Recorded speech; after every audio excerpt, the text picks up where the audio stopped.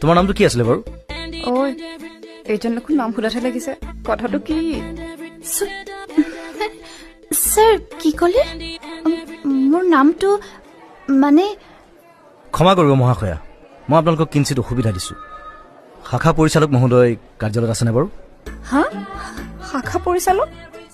ঐ শিৱানী শাখা পৰিচালক মানে কিয় মানে ব্ৰাঞ্চ মেনেজাৰ মহোদয়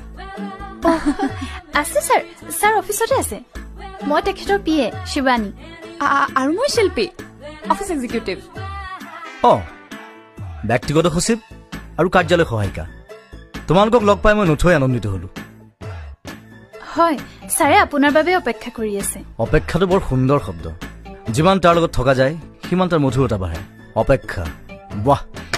কিন্তু আজিকালি সকলোতে ৱেটিং ৰুমহে হ'ল এটা অপেক্ষা গৃহ বা কোঠাৰ জন্ম নহয় মই বুজা নাই স্যাৰ তুমি বুজি পাব লাগে তোমাৰ নামটো বৰ ধুনীয়া শিৱানী থ্যাংক ইউ স্যাৰ